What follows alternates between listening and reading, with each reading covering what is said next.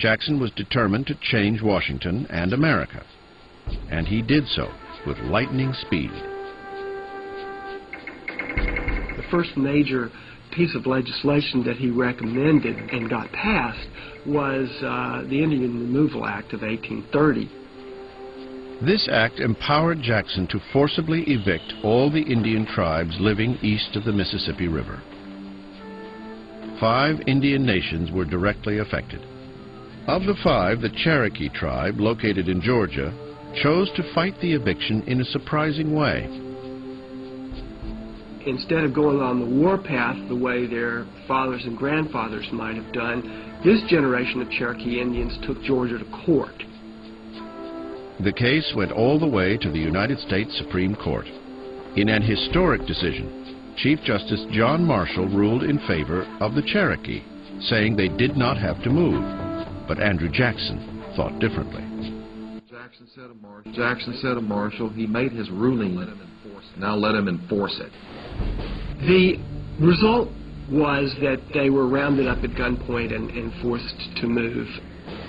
The property was seized, and they were forced west. Of course, on the Cherokees' forced march, about 1 out of every 4 Cherokees died en route, which is why they call it the Trail of Tears. It is, without a doubt, the most controversial decision Jackson would make in his career, and is one of the saddest chapters in American history. Soon after issuing the Indian Removal Act, Jackson faced a dangerous issue that threatened the fabric of the Union: the South Carolina nullification crisis. South Carolina was angry about the high federal tariff on imported goods, which helped New England at the expense of Southern planters. In response, South Carolina declared it had a right to nullify the federal tax. The person who articulated that theory of nullification most clearly was John C. Calhoun, Vice President of the United States. Jackson might have been more amenable to the argument that the tariff was too high, but he hated Calhoun because he thought he was a personal enemy, and Jackson thrived on personal enemies. From a political standpoint, Calhoun believed Jackson would support him. They were both Southern planters, but Jackson's personal hatred of Calhoun precluded any political sympathy. Instead, he responded with force.